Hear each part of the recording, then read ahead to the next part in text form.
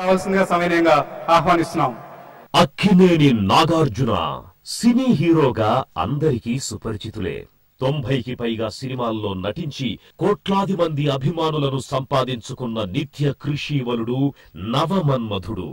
విభిన్న పాత్రలు పోషించి అభిమానుల గుండెల్లో చెరగని ముద్ర వేసిన నాగ్ యువ హీరోలకు ఒక రోల్ మోడల్. మాస్ క్లాస్ సినిమాల నుంచి భక్తిరసం పండించే పాత్రల్లో జీవించిన గొప్ప కళాకారుడు. అంతేకాదు, ఆయన మా టీవీ ఓనర్లలో ఒకరిగా, సినీ నిర్మాతగా, వ్యాపార దిగ్గజంగా కూడా సుపరిచితులే. ఒక్క సినిమా రంగానికే నాగార్జున పరిమితం కాలేదు. ఫుడ్ బిజినెస్ లోనూ నాగ్ ఎప్పుడో ఎంట్రీ ఇచ్చారు. మన దేశంతో పాటు విదేశాల్లోనూ చాలా రెస్టారెంట్లకు నాగ్ ఓనర్ కూడా. దుబాయ్లో రియల్ ఎస్టేట్ వ్యాపారంలోనూ నాగార్జున వ్యాపారవేత్తగా రాణిస్తున్నారు. మీలో ఎవరు కోటీశ్వరుడు కార్యక్రమానికి నాగార్జున హోస్ట్ గా వ్యవహరిస్తున్నారు. పేదల్ని కూడా ధనవంతుల్ని చేసే ఈ కార్యక్రమానికి నాగార్జున ప్రత్యేకతను తీసుకొచ్చారు. ఈ ప్రోగ్రాం కి అత్యంత ప్రజాదరణ దక్కిందంటే దానికి కారణం నాగార్జున ఆకట్టుకునే యాంకరింగ్ అనడంలో అతిశయోక్తి లేదు. ఇటు వ్యాపారవేత్తగా, అటు మీలో ఎవరు కోటీశ్వరుడు వ్యాఖ్యాతగా తనదైన శైలిలో దూసుకెళ్తున్న విలక్షణ వ్యక్తిత్వం నాగార్జున సొంతం.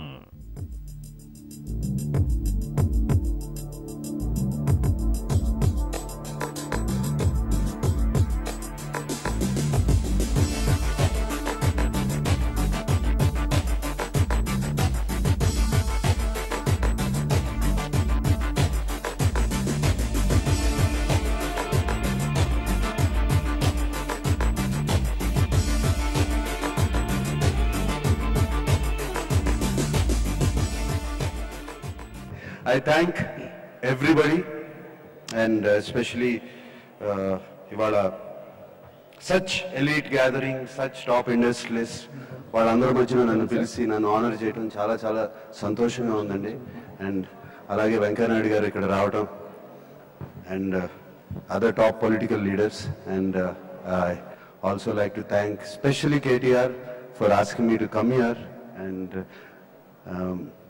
giving me this award, especially getting me being నేను ఇంకో టీవీ సంస్థలో ఉండి ఇంకో టీవీ సంస్థ నాకు ఒక best entertainer of the year award ఇవ్వడం చాలా it's a very nice thing and I accept it with great pride. And జనరల్గా ఈ జరగవు. అండ్ బిఆర్ నాయుడు గారికి అండ్ TV5కి congratulations. Thank you for this. అలాగే మంచు లక్ష్మీప్రసన్న గారికి షాల్ అందజేస్తుందిగా కోరుతున్నాం. బొకే అండ్ షాల్ అందజేస్తారు శ్రీ KTR గారు.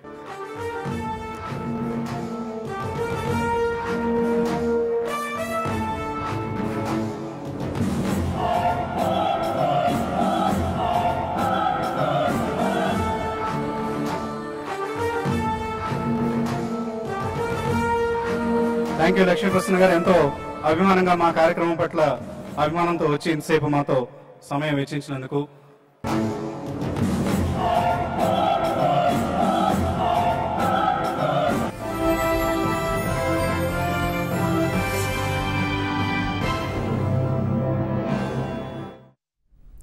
బిజీ షెడ్యూల్ లో కూడా స్వయంగా అవార్డుల ప్రదానోత్సవ కార్యక్రమానికి హాజరై ఎంటర్టైన్మెంట్ ఆఫ్ ది లీడర్ అవార్డును స్వీకరించిన శ్రీ అక్కినేని నాగార్జున గారికి ప్రత్యేక ధన్యవాదాలు.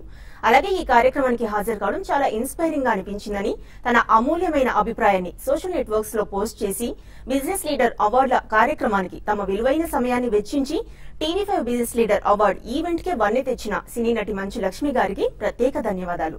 ఇక స్టాక్ మార్కెట్ల విషయానికి వస్తే తీవ్ర ఒడిదుడుకుల మధ్య నిన్న నష్టాలతో ముగిశాయి.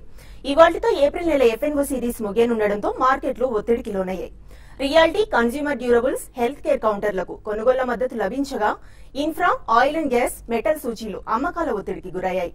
మొత్తం మీద సెన్సెక్స్ 170 పాయింట్ల నష్టంతో 27,226 పాయింట్ల దగ్గర, అలాగే నిఫ్టీ 46 పాయింట్ల నష్టంతో 8,240 పాయింట్ల దగ్గర నిన్నటి ట్రేడింగ్ ను ముగించాయి. ఇక నిఫ్టీ ప్రధాన షేర్లలో Axis bank, Ambuja cement, HCL technologies, Wipro, Sun ఫార్మాలు లాభపడగా Idea, Bharti Airtel, ITC, HDFC, ACCలు నష్టాన్ని చవిచూశాయి. ఇక ఇవాల్టి మార్కెట్లపై విశ్లేషణ అందించేందుకు అలాగే ట్రేడర్స్ కాల్స్ ని ఆన్సర్ చేసేందుకు ప్రస్తుతం స్టూడియోలో ఉన్నారు మార్కెట్ అనలిస్టులు సుందర్ గారు అలాగే శేషు గారు. వారితో మాట్లాడదాం. గుడ్ మార్నింగ్ అండి. సార్, ముఖ్యంగా ఈ ఏప్రిల్ నెల FNO సిరీస్ ఇవాళతో ముగియనుంది. ఇవాళ మార్కెట్లు ఎలా ట్రేడ్ అయ్యే అవకాశం ఉందండి? ఇవాళ గ్లోబల్ క్లోజ్ చూస్తుంటే కనుక మార్కెట్ ఒక 30 to 40 పాయింట్స్ మధ్యన మైనస్ తో ఓపెన్ అయ్యే అవకాశం కనిపిస్తుంది. అంటే ఈ 2 రోజులుగా టెస్ట్ చేసిన 8,200 ఒక మేజర్ సపోర్ట్ ని మార్కెట్ ఇంకొకసారి పరీక్షించే అవకాశం ఉంది. టెక్నికల్ గా వీక్ అయినప్పటికీ మార్కెట్ నా ఉద్దేశం మేజర్ మద్దతు దగ్గరికి వస్తుంది. క్లోజర్ టు ఒక మేజర్ బాటం దగ్గర ఉన్నాము. ఇక్కడ నుంచి మార్కెట్ ఒక రికవరీ తీసుకునే అవకాశం ఉంది. దీనికి ప్రధానంగా టెక్నికల్ గా 4 కారణాలు చెప్పొచ్చు. ఒకటి, RSI ఇండికేటర్ క్లియర్ గా ఒక నెగటివ్ పాజిటివ్ డైవర్జెన్స్ చూపిస్తుంది. కొంచెం ఓవర్ సోల్డ్ పొజిషన్ లో కొంచెం ట్రేడ్ అవుతుంది కాబట్టి ఒక బౌన్స్ బ్యాక్ కానీ అట్లీస్ట్ ఒక కన్సాలిడేషన్ కానీ వచ్చే అవకాశం కనిపిస్తుంది. రెండో మేజర్ ఇండికేటర్ చూస్తే కనుక 200 days long term major indicator కూడా కరెక్ట్ గా ఈ లెవెల్ 8,200 8,150 దగ్గర స్ట్రాంగ్ గా కనిపిస్తుంది. So 200 days moving average test చేసినప్పుడు మార్కెట్ కొంచెం రికవరీ కూడా మనం చూస్తున్నాము. అలాగే మూడో కారణం చూస్తే కనుక ఈ 8,200 అనేది మంత్లీ చార్ట్లను వీక్లీ చార్ట్లను గత 6 నెలలుగా 2-3 మేజర్ బాటమ్స్ ఏర్పడింది. సపోర్ట్ ఏర్పడుతుంది. మధ్యకాలిక మద్దతు కూడా కనిపిస్తుంది కాబట్టి ఇక్కడ నుంచి మార్కెట్ రికవరీ అయ్యే అవకాశం కనిపిస్తుంది. నాలుగో మేజర్ ఇండికేటర్ నిన్న చూస్తే కనుక ప్రధానమైన ఒక మార్కెట్ ని లీడింగ్ చేసే సెక్టర్లు ఫార్మా కానీ బ్యాంక్స్ కానీ లాస్ట్ 2-3 డేస్ మార్కెట్ ఫాల్ లో కూడా కొంచెం కన్సాలిడేషన్ అయ్యి కొంచెం అప్వర్డ్ బ్రేక్అవుట్ కి ప్రయత్నిస్తుంది. సో ఈ 2 లీడింగ్ సెక్టర్స్ కాబట్టి మార్కెట్ రికవరీ వచ్చినప్పుడు ఈ 2 మార్కెట్ ని లీడ్ చేసే అవకాశం ఉంది. సో ఈ 4 ఇండికేషన్ చూస్తుంటే కనుక క్లోజర్ టు మేజర్ సపోర్ట్ దిక్కున్నాం. ఇక్కడ నుంచి రికవరీ వచ్చే అవకాశం ఉంది. కాకపోతే మనకు కన్ఫర్మేషన్ కావాలి. ఫైనల్ కన్ఫర్మేషన్ అంటే మార్కెట్ వీక్నెస్ తర్వాత క్లోజింగ్ సమయానికి చాలా స్ట్రాంగ్ గా డేస్ హై దగ్గర క్లోజ్ అయిందంటే మటుకు మార్కెట్ లో ఒక ట్రెండ్ రివర్సల్ వచ్చినట్టుగా భావించాలి. సో ఆ ట్రెండ్ రివర్సల్ అనేది కన్ఫర్మేషన్ ఇవాళ వస్తుందా రేపు వస్తుందా అనేది మనం చూడాలి. రేపు మార్కెట్ హాలిడే అనుకుంటాం, మళ్ళీ సోమవారం నాడే. కాబట్టి ఈ నేపథ్యంలో షార్ట్ పొజిషన్స్ ఉంటే కనుక కొంచెం లోయర్ రేట్లో కవర్ చేయడం మంచిది. ఫ్రెష్ షార్ట్ పొజిషన్స్ అవాయిడ్ చేయడం మంచిది. ఎందుకంటే ఓవర్ సోల్డ్ ఉన్నాం కాబట్టి కొంచెం రీబౌండ్ వచ్చే అవకాశం ఉంది. లాంగ్ పొజిషన్స్ తీసుకోవాలనుకున్న వాళ్ళు మటుకు జస్ట్ ఇవాళ రేపు కొంచెం వెయిట్ చేయండి. ఏమైనా కనుక ఇవాళ కనుక క్లోజింగ్ సమయానికి పాజిటివ్ ఇండికేషన్ వచ్చిందంటే కనుక 8,200 పైన నిలబడిందంటే స్ట్రిక్ట్ గా ఒక 20-30 పాయింట్స్ కింద స్టాప్ లాస్ పెట్టి long positions front line stocks లో తీసుకోవచ్చు, ఫార్మా కానీ బ్యాంక్స్ కానీ. So on the whole market కొంచెం పాజిటివే. ఇవాళ 8,200 నిలబడుతుందా లేదా అనేది మనం చూడాల్సిన టెక్నికల్ అంశము. 8,200 ఫెయిల్ అయిందంటే మటుకు నెక్స్ట్ సపోర్ట్ 8,000 మేజర్ సపోర్ట్ పరీక్షించే అవకాశం ఉంది. ఓకే శేషు గారు, అలాగే ఈ రోజు మార్కెట్లు ఎలా ఓపెన్ అయ్యే ఛాన్స్ ఉందండి? మార్కెట్స్ అయితే ఓపెనింగ్ మాత్రం వీక్ గానే ఓపెన్ అవ్వచ్చు, మైనస్ లో ఓపెన్ అవుతుంది. అయితే మార్కెట్స్ మనం చూస్తాం లాస్ట్ 2 డేస్ గా కొంత ఒక మార్కెట్ ఒక రేంజ్ లో ఆగినాయని చెప్పొచ్చు. ఎందుకంటే లాస్ట్ ఒక 1 వీక్ గా ఉన్న మేహం అనేది ఆగిపోయిందని చెప్పొచ్చు. నిన్న మార్కెట్ వీక్ ఉన్నా కూడా సెలెక్టెడ్ స్టాక్స్ లో ఒక షార్ట్ కవరింగ్ లేక బయింగ్ అనేది కూడా కనపడింది. లైక్ TLF లాంటి స్టాక్, తర్వాత IB రియల్ ఎస్టేట్ లో రియాలిటీ స్టాక్స్ కొంత నిన్న పార్టిసిపేషన్ అనేది ఉంది. తర్వాత మిడ్ క్యాప్ లో అంత సెల్లింగ్ అనేది కూడా నిన్న కనపడలేదు. కాబట్టి మార్కెట్ కి స్లోగా అరౌండ్ ఈ లెవెల్ 8,200 ఆ లెవెల్ కొంత అంటే షార్ట్ టర్మ్ ట్రెండ్ కి కొంచెం బేస్ ఫామ్ అయినట్టు కనపడుతుంది. బట్ ఇది ఇంకా కన్ఫర్మేషన్ గా మనం చెప్పాలి అంటే మాత్రం వచ్చే కొద్ది రోజుల్లో మార్కెట్స్ అంటే నెక్స్ట్ 2-3 ట్రేడింగ్ సెషన్ లో అట్లీస్ట్ 8,200 పైన సస్టైన్ కాగలిగితే మళ్ళీ మార్కెట్ లో ఒక ఇంటర్మీడియట్ ట్రెండ్ లేకపోతే short term trend up trend అనేది ఉండే అవకాశం ఉంది. ప్లస్ ఇంకా రిజల్ట్ అనేది ఇంకా మేజర్ కంపెనీస్ రిజల్ట్ అనౌన్స్ చేయాల్సింది. లైక్ ఫార్మా చూసుకుంటే ఇంతవరకు ఫార్మా నుంచి ఒక మంచి మేజర్ కంపెనీ కూడా రిజల్ట్స్ అనౌన్స్ చేయలేదు. కాబట్టి ఇవన్నీ కూడా మార్కెట్ వెయిట్ అండ్ వాచ్ ధోరణిలో ఉంటుంది. రానున్న రోజుల్లో నిఫ్టీ రేంజ్ బౌండ్ ఉండే అవకాశమే ఉంది. కాబట్టి వన్ సైడెడ్ గా పెరిగే అవకాశం లేదు. కాబట్టి ట్రేడర్స్ మాత్రం దాన్ని దృష్టిలో పెట్టుకొని ఏమాత్రం 4-5% ర్యాలీ వచ్చిందంటే ఒక F&Oలో స్టాక్ లాంగ్ పొజిషన్స్ ఉంటే మాత్రం ఎగ్జిట్ అయిపోమని చెప్తాను. చాలా కాషియస్ గా ఉండమని చెప్తాను. బట్ ఓవరాల్ ట్రెండ్ పరంగా చెప్పాలంటే రేంజ్ బౌండ్ ఉంటుంది.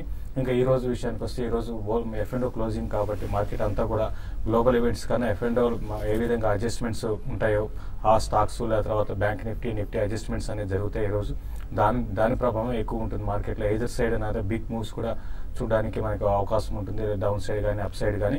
ఎగ్జాక్ట్ గా ఈ స్టాక్ ఈ రోజు పెరుగుతుందని చెప్పలేం.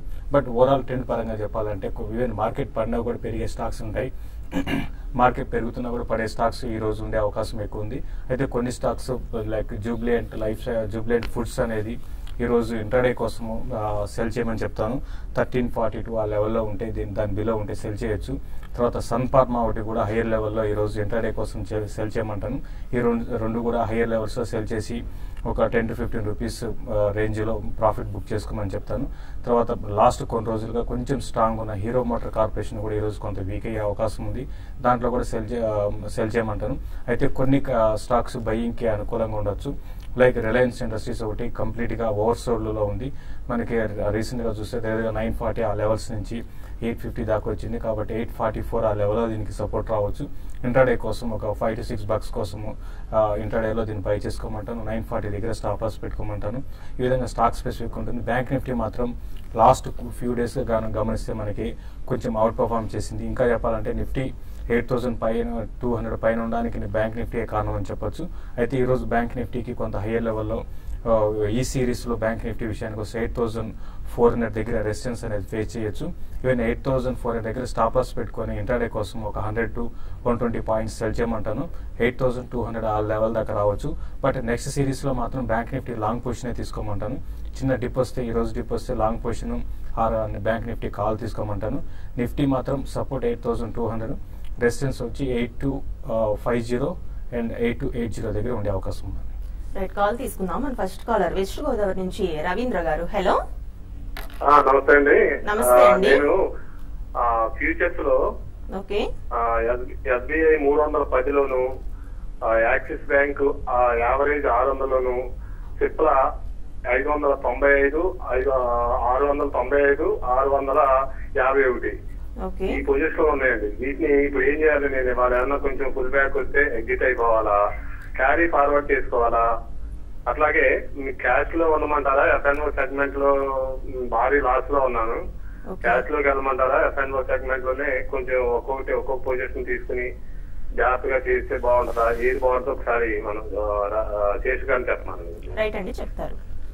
మీరు యాక్సిస్ బ్యాంక్ మీరు గతంలో కూడా అడిగారని, గతంలో కూడా చెప్పడం జరిగింది. మీరు ఫ్యూచర్స్ లో ఉంటే మాత్రం ఇమీడియట్ గా పొజిషన్ అనేది కట్ చేసుకోవాలండి. ఎందుకంటే మార్కెట్ లో ఒకసారి ఒక రేటు రాకపోతే ఇంకా లైఫ్ లో కూడా వస్తుందని కొంచెం చెప్పలేము. అంటే మీరు తీసుకున్న స్టాక్స్ అటువంటివి కాదు.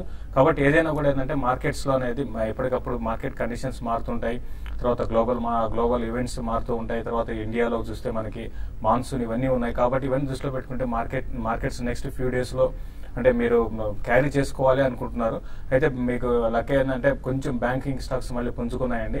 కాబట్టి మీకు కొంచెం ఈ లెవెల్ నుంచి బ్యాంకింగ్ స్టాక్స్ ఇంకా పెరిగే అవకాశం ఉంది. యాక్సిస్ బ్యాంక్ మనం నిన్న కూడా చూసాము, చాలా స్ట్రాంగ్ అప్ ట్రెండ్ కొనసాగింది. యాక్సిస్ బ్యాంక్ 580 ఆ లెవెల్స్ దాకా టెస్ట్ చేయొచ్చు. మీరు హోల్డ్ చేయండి, క్యారీ చేసుకోమని చెప్తాను. ఈ లెవెల్లో లాస్ అయితే బుక్ చేసుకోకండి. మీరు అరౌండ్ 580 ఆ లెవెల్కి వెళ్ళినప్పుడు యాక్సిస్ బ్యాంక్ లో మీరు ఒకసారి ఎగ్జిట్ అయ్యి మళ్ళీ లోయర్ లెవెల్లో బై చేయమంటాను. ఈవెన్ SBI కూడా చూసే మీకు 290 ఉన్నప్పుడు కూడా చెప్పానండి, స్టాక్ వీక్ అవుతుంది, ఈ లెవెల్ 295 దాకా వచ్చి మళ్ళీ వీక్ అవుతుందని చెప్పాను. అదేవిధంగా ఇప్పుడు 270 లెవెల్స్ కూడా వచ్చింది. కాబట్టి SBI కూడా మీరు క్యారీ చేసుకోండి. ఇంకా రిజల్ట్ అనౌన్స్ చేయలేదు. రిజల్ట్ కి ముందు అరౌండ్ 285 అండ్ 290 దాకా లెవెల్స్ టెస్ట్ చేయొచ్చు మళ్ళీ నెక్స్ట్ ఒక 1 week 10 days లో. అప్పుడు మీరు SBIని ఎగ్జిట్ కమ్మంటాను. సిప్లా ఇన్ని రోజులు స్ట్రాంగ్ ఉన్న ఫార్మా కౌంటర్స్ అన్ని కూడా చాలా వీక్ అయిపోతున్నాయండి. అయితే ఉన్న వాటిలో సిప్లా కొంచెం బెటర్ గా ఉంది. అయితే ఇన్ని రోజులు చూసాం మనం ఫార్మా స్టాక్స్ లో ఒక మార్కెట్ ఎంత కరెక్ట్ అయినా కూడా కరెక్ట్ ఈ స్టాక్స్ లో కరెక్షన్ లేదు. అయితే సిప్లా కరెంట్ లెవెల్స్ నుంచి అరౌండ్ 620 దగ్గర సపోర్ట్ ఉంటుంది. అప్ సైడ్ చూసుకుంటే 640 to 660 దాకా రావచ్చు. మీరు ఆ లెవెల్లో ఎగ్జిట్ కానీ ఇవన్నీ కూడా నెక్స్ట్ మంత్ క్యారీ చేసుకోండి. బట్ హైయర్ లెవెల్ పెరిగినప్పుడు అమ్మేసి మళ్ళీ లెవెల్లో బై చేయమని చెప్తాను. రైట్, నెక్స్ట్ రాజేష్ గారు కాకినాడ నుంచి. హలో, గుడ్ మార్నింగ్ అండి. రాజేష్ గారు టీవీ వాల్యూమ్ తగ్గించి మీ డౌట్ ఏంటో అడగండి. అడగండి. ఏ స్టాక్ గురించి అండి? రైట్, షార్ట్ బ్రేక్ తీసుకుని కంటిన్యూ చేద్దామండి. బిజినెస్ బ్రేక్ఫాస్ట్ లో షార్ట్ బ్రేక్.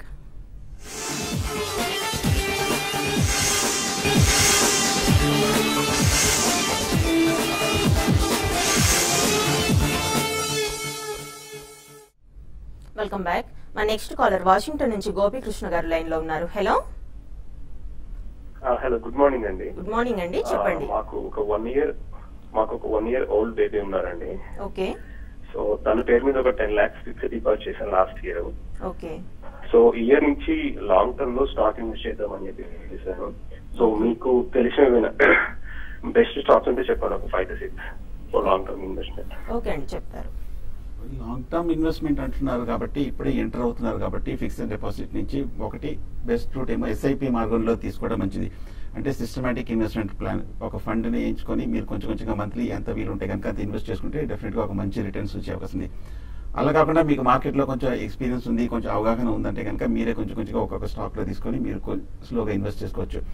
ఇప్పుడు మనం చూస్తే కనుక లాస్ట్ కపుల్ ఆఫ్ ఇయర్స్ గా బాగా అవుట్ పెర్ఫార్మ్ చేసిన సెక్టర్ లో చూస్తే కనుక ఫార్మా ఒకటి, ప్రైవేట్ బ్యాంక్స్ ఒకటి. కొంచెం ఫార్మా ఇప్పటికీ కొంచెం స్ట్రాంగ్ గానే కనిపిస్తోంది. మార్కెట్ ప్రతి కరెక్షన్ తర్వాత కూడా ఫార్మా కొంచెం అవుట్ పెర్ఫార్మ్ చేసి మార్కెట్ ని లీడ్ చేయడం చూసాము. లాంగ్ టర్మ్ గ్రోత్ స్టోరీ ఇంకా చాలా స్ట్రాంగ్ గా ఇంపాక్ట్ గానే ఉంది. అలాగే ప్రైవేట్ బ్యాంక్స్ అన్ని చూస్తే కనుక పబ్లిక్ సెక్టర్ బ్యాంక్స్ తో పోలిస్తే కొంచెం స్ట్రాంగ్ గా కనిపిస్తున్నాయి. మార్కెట్ ని లీడ్ చేయడం కూడా మొమెంటం ఉన్న సెక్టర్ కూడా మనం చూస్తున్నాము. సో ఈ రెండు సెక్టర్లో ఫార్మాలో చూస్తే కనుక గ్లెన్మార్క్ కానీ, సిప్లా కానీ, క్యాడిలా కానీ, సన్ ఫార్మా కానీ మీరు తీసుకోవచ్చు. అలాగే ప్రైవేట్ బ్యాంక్ లో చూస్తే కనుక Axis, ICICI, HDFC bank and Yes bank ఇవి కూడా చాలా స్ట్రాంగ్ గా కనిపిస్తుంది. సో ఈ రెండు సెక్టర్స్ మీరు లాంగ్ టర్మ్ కోసం తీసుకోవచ్చు. రైట్, నెక్స్ట్ కాలర్ కొత్తగూడెం నుంచి సతీష్ గారు. హలో సతీష్ గారు. హలో, గుడ్ మార్నింగ్ అండి, మీ డౌట్ ఏంటో అడగండి. సతీష్ గారు. హలో, గుడ్ మార్నింగ్ అండి. ఫాస్ట్ చెప్పండి సార్. Good morning sir. మా పేరు సతీష్ కుమార్ అండి. ఇది నిన్న ఐడియా 187 మీద నేను ఒక 2 లాట్స్ తీసుకున్నాను సార్. ఐడియా. హలో, ఓకే వినిపిస్తుందండి. హలో, ఐడియా 187 మీద 2 లాట్స్ తీసుకున్నాను సార్. ప్రస్తుతం దాదాపు 8 to 10 రూపీస్ నష్టంలో ఉన్నాను సార్. ఏం చేయమంటారు సార్ ఇప్పుడు? రైట్, నిన్ననే మనం చూస్తే ఐడియా దగ్గరగా హై నుంచి 200 రూపీస్ అండి, దగ్గర హై నుంచి దగ్గరగా 20 రూపీస్ దాకా కరెక్ట్ కావడం చూసాము. అయితే ఇప్పుడు ఇన్ని రోజులు వచ్చిన ఒక స్ట్రాంగ్ అప్ ట్రెండ్ అనేది ఐడియాలో ఆగిపోయిందని చెప్పొచ్చు. అయితే ఇప్పుడు అయితే లాస్ట్ హోప్ ఏంటంటే అరౌండ్ 180 దగ్గర సపోర్ట్ ఉందండి క్యాష్ లో. అది కానీ బ్రేక్ అయిందంటే మళ్ళీ స్టాక్ మళ్ళీ వీక్ అయిపోయే అవకాశం ఉంది. మీరు ఈ సిరీస్ తీసుకున్నారా నెక్స్ట్ సిరీస్ తీసుకున్నారో నాకు తెలియదండి. బట్ ఏదైనా కూడా మీరు బెటర్ ఏంటంటే ఒక ర్యాలీ వచ్చినప్పుడు, చిన్న ర్యాలీ వచ్చినప్పుడు మీరు ఎగ్జిట్ కమని చెప్తాను. అంత స్ట్రాంగ్ అయితే లేదండి, చాలా వీక్ గా ఉంది. మీరు ఫ్యూచర్ లో తీసుకుంటున్నారు అన్నారు కాబట్టి అరౌండ్ 178 దగ్గర స్టాప్ లాస్ పెట్టుకుని మీరు హోల్డ్ చేయండి. 1 or 2 days లో కొంచెం ఇక్కడ నుంచి ఒక 4 to 5 రూపీస్ జంప్ వచ్చినప్పుడు మీరు ఐడియా నుంచి పొజిషన్ కట్ చేసుకోమని చెప్తానండి. రైట్, శేషు గారు, షుగర్స్ పై ఎక్సైజ్ సుంకం 40% పెరిగింది. మరి షుగర్ కి సంబంధించి వాళ్ళ స్టాక్ ఎలా ఉండే అవకాశం ఉందండి? అంటే షుగర్ కి మనం చూస్తున్నాం లాస్ట్ 2 days గా, అంటే ఒక 1 day బ్యాక్ మనకి షుగర్ స్టాక్స్ లో కొంచెం రాయితీలు రావచ్చు అనే ఉద్దేశంతో పెరిగాయి. బట్ ఇవన్నీ అంటే మధ్యలో న్యూస్ ఆన్ అండ్ ఆఫ్ రావడం, ఒకసారి పాజిటివ్ ఒకసారి నెగిటివ్ న్యూస్ రావడం ఉంది. అయితే ఏదైనా కూడా షుగర్ కంపెనీస్ అన్ని కూడా 1-2 తప్ప అన్ని కూడా చాలా ప్రాబ్లమ్స్ ఫేస్ చేస్తున్నాయండి. ఎందుకంటే ప్రైస్ అనేది పెరగకపోవడం ఒక కారణం అని చెప్పొచ్చు, క్రాప్ ఎక్కువ కావడము అది కూడా ఒక కారణం అని చెప్పొచ్చు. సో ప్లస్ దాదాపు అన్ని కంపెనీస్ కూడా డెడ్ బర్డన్స్ ఉన్నాయి. కాబట్టి షుగర్ స్టాక్స్ సైకిల్ అనేది నెక్స్ట్ ఫ్యూ ఇయర్స్ లో కూడా పెద్దగా పెరిగే అవకాశం లేదు. ఆల్రెడీ ఎవరైనా షుగర్ కంపెనీస్ లో ఇన్వెస్ట్ చేస్తుంటే మాత్రం ఇటువంటి 1-2 రోజులు పాజిటివ్ న్యూస్ వచ్చినప్పుడు స్టాక్ పెరిగినప్పుడు ఎగ్జిట్ కమ్మని చెప్తాను. ఇన్వెస్ట్మెంట్ కి 1-2 తప్ప మిగతా అన్ని కూడా షుగర్ కంపెనీస్ అన్ని వీక్ గానే ఉన్నాయండి. సుందర్ గారు, అలాగే ఫైనల్ గా ట్రేడర్స్ కి మీరు ఇచ్చే సజెషన్స్ ఏంటండి? ట్రేడింగ్ పాయింట్ ఆఫ్ వ్యూలో చూస్తే కనుక షార్ట్ టర్మ్ అంటే ఫ్యూచర్స్ కి సంబంధించింది నెక్స్ట్ 1 or 2 weeks కి సంబంధించిన మార్కెట్ మూవ్మెంట్ చూస్తే కనుక కొంచెం క్లోజర్ టు ఒక మేజర్ సపోర్ట్ దగ్గర వస్తుంది. 8,000 దగ్గర మాక్సిమం ఒక డౌన్ సైడ్ రిస్క్ అని అనిపిస్తుంది. కొంచెం వెయిట్ చేయండి, ఒక కన్ఫర్మేషన్ వచ్చిన తర్వాత లాంగ్ పొజిషన్ తీసుకోవచ్చు. అలాగే స్లోగా కొంచెంగా ఇది ఒక ఫస్ట్ బయింగ్ పాయింట్ గా పెట్టి క్లోజర్ టు 8,000 రూపీస్ దగ్గర కూడా 8,000 పాయింట్స్ దగ్గర కూడా మీరు స్టాక్స్ లో ముఖ్యంగా ఇందాక చెప్పినట్టు ఫార్మా కానీ లేదంటే కనుక ప్రైవేట్ బ్యాంక్స్ లో కానీ తీసుకోవచ్చు. సో ఇవాళ ఓపెనింగ్ కనుక 8,200 కింద కనుక కాసేపు ట్రేడ్ అవుతాయి మటుకు intraday speculative traders short position తీసుకొని ఒక 40-50 పాయింట్స్ టార్గెట్ తోటి క్లోజ్ చేయొచ్చు. అలాగే 8,200 కింద ఒకవేళ ఓపెన్ అవుతే కనుక ట్రేడ్ ట్రేడ్ అయ్యే అవకాశాలు కనిపిస్తుంది. అలాగే దానిపైన కనుక రికవర్ అయిందంటే కనుక దానిపైన కాసేపు 10-15 minutes ట్రేడ్ అవుతాయి కనుక అప్పుడు లాంగ్ పొజిషన్ తీసుకొని 8,200 కింద స్టాప్ లాస్ పెట్టుకున్నాం. సో ఇవాళ కీలకమైన లెవెల్ 8,200 ఇవాళ మిడ్ సెషన్ లో మనం చూడాలి అది సపోర్ట్ నిలదొక్కుంటుందా లేదా అనేది. ఓకే శేషు గారు, అలాగే నెక్స్ట్ వీక్ ఎలాంటి పొజిషన్ తీసుకుంటే బాగుంటుంది అంటారు? అంటే నెక్స్ట్ వీక్ ఈ కరెంట్ అవర్స్ లో ఎందుకంటే మార్కెట్ హాలిడే మనకి రేపు ఒకరోజు మార్కెట్ ప్లస్ నెక్స్ట్ సిరీస్ మొత్తం ఈ సిరీస్ కి ఆపోజిట్ గా ఉండే అవకాశం కూడా ఉందండి. ఎందుకంటే మార్కెట్ లో ఒక రికవరీ కూడా రావచ్చు. ప్లస్ స్టాక్స్ ఈ సిరీస్ లో ఏవైతే వీక్ ఉన్న స్టాక్స్ బౌన్స్ బ్యాక్ కావచ్చు, తర్వాత స్ట్రాంగ్ ఉన్న కౌంటర్స్ వీక్ కావచ్చు. కాబట్టి దాని దృష్టిలో పెట్టుకుంటే నెక్స్ట్ ఇప్పుడు మనకున్న ట్రెండ్ ప్రకారం చూస్తే కొంచెం బ్యాంకింగ్ స్టాక్స్ అనేది కొంత నెక్స్ట్ సిరీస్ లో బాగుండే అవకాశం ఉంది. కాబట్టి ఎవరి డిప్లో ఐసిఐసిఐ బ్యాంక్ ని బై చేసుకోమంటాను. అది ఆల్రెడీ 2 days పెరిగింది కాబట్టి ఒక చిన్న కరెక్షన్ కోసం వెయిట్ చేసి ఐసిఐసిఐ బ్యాంక్ ని బై చేసుకోవచ్చు. అదేవిధంగా బ్యాంక్ నిఫ్టీ ఫ్యూచర్స్ కూడా నెక్స్ట్ సిరీస్ కి లాంగ్ పొజిషన్ తీసుకోమంటాను. తర్వాత ఐటీ కంపెనీస్ ఒక చిన్న బౌన్స్ వస్తుంది. ఆ బౌన్స్ కోసం బై చేయాలనుకుంటే మాత్రం software company IT companies by చేసుకొని 1 or 2 days బౌన్స్ వచ్చినప్పుడు ఎగ్జిట్ కమ్మని చెప్తాను. బట్ ఓవరాల్ ట్రెండ్ పరంగా చెప్పాలంటే రేంజ్ బోర్డ్ ఉంటుంది. ప్లస్ నెక్స్ట్ సిరీస్ అంతా మాన్సూన్ మీద ఆధారపడి ఉంటుంది. కాబట్టి కొన్ని అగ్రి బేస్డ్ స్టాక్స్ కూడా ఉన్నాయి, లైక్ మోన్సాంటో కానీ ఇటువంటి స్టాక్స్ లో కూడా 1 month 2 months కోసం ఇన్వెస్ట్మెంట్ కోసం తీసుకోమని చెప్తాను. రైట్ సుందర్ గారు, శేష్ గారు ఈరోజు కాలర్స్ కి మంచి సజెషన్స్ ఇచ్చారు. థ్యాంక్ యూ వెరీ మచ్ అండి. సో ఇది వాళ్ళ business breakfast. Keep watching TV5.